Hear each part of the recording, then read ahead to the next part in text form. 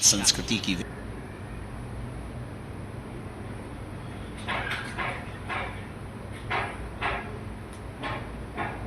विरासतें, पश्चिम देशों का दुष्प्रभाव, बॉलीवुड का दुष्प्रभाव, सीरियलों का दुष्प्रभाव, नग्नता और फूहड़ता परोसी जा रही सोशल मीडिया पर, उसका दुष्प्रभाव, इसके परिणाम स्वरूप हमारा समाज और हमारे समाज के बच्चे समय के पहले बहुत आगे जा रहे हैं। विचारों में भी, सोचों में भी और कर्तव्यों में भी समय के बहुत आगे निकलना भी घातक होता है। बुद्धि से आगे निकलना ठीक होता है, पर समय से आगे कामों में निकलना बहुत घातक भी होता है। अच्छा भी होता है तो घातक भी होता है। शक्ति का सदुपयोग दुरुपयोग आप दोनों कर सकते हैं। तो ये जो घटना हुई है, इस पर हम फिर से हम आपको प्रार्थना करें। रात्रि काल में आप बैठे हैं बहुत देर से, एक बहुत करबद्ध निवेदन है, 24 घंटे में से मात्र 1 घंटा अपने परिवार के बच्चों के लिए निकालिए और रामचरितमानस के साथ निकालिए। आप 18 घंटे वर्क करिए, 6 घंटे सोइए, 5 घंटे सोइए, हो गए 23 घंटे, पर 1 घंटा अपने बच्चों को दीजिए और रामायण के साथ दीजिए। आधार रामचरितमानस का बनाइए। रामचरितमानस पढ़ेंगे तब बच्चे बढ़ेंगे, तब वो सीखेंगे कि भाई भाई के लिए संपत्ति को त्यागना पड़े तो त्याग देना चाहिए। और पत्नी का धर्म क्या है वो भी रामचरितमानस सिखाती है,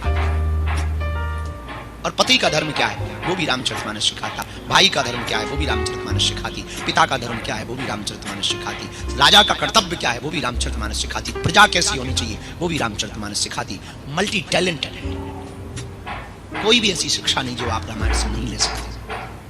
और शत्रु का भी धर्म क्या है वो भी रामचरितमानस सिखाती। तो हमारी एक करबद्ध प्रार्थना पूरे मेरठ के लोगों से, हो सके तो हमारी बात को आप जन जन तक पहुंचा देना। ये बात हम कलकत्ता में रखेंगे राजरात्रि काल में। हम अभी जब विश्राम कर रहे थे तो थोड़ा सा इस बात पर हमने विचार किया। हमने चूंकि कथा में तो बोला पर बहुत व्यापक नहीं बोला, तो हम विचार कर रहे थे। हमारी प्रार्थना है कि आप अपने बच्चों को सब कुछ बनाओ, विदेश भेजो, पढ़ने भेजो, सब कुछ भेजो, पर उनकी स्कूली बैग में गीता, रामायण या फिर हनुमान चालीसा का एक गुटका जरूर भेज दो। जब समय मिले, अब ऑनलाइन तो बहुत पढ़ाई होने लगी है और डाटा का सदुपयोग भी करना चाहिए। 1 GB 2 GB आपका रील देखने में चला जाता है, थोड़ा सदुपयोग कर लीजिए। रील स्क्रॉल करते करते वैसे भी अंगूठा आजकल कमजोर होने लगा। अंगूठों ने हड़ताल करना शुरू कर दी, कई लोगों के अंगूठे ही शून्य होने लगे। हमको भी पता लगा कि कोई ऐसी टेक्नोलॉजी आ रही है कि अब आप अंगूठे की जरूरत नहीं है, फूंक लगाओ स्क्रॉल हो। हमका ये भी गजब की है, हमें कुछ देर में ऑक्सीजन की कमी पड़ेगी। तब तक किसी ने हमें जवाब दिया, हमारे एक मित्र बगल में बैठे थे, बोले उसकी भी दिक्कत नहीं। हमका क्या करेंगे? बोले लोग क्या करेंगे, एक मशीन बनाएंगे जो फूंक लगाएगी। ये भी गजब है। आजकल आदमी इतना मशीनरी हो गया है कि बॉडी का, शरीर का कोई काम ही नहीं बचा, दिमाग का तो काम ही नहीं।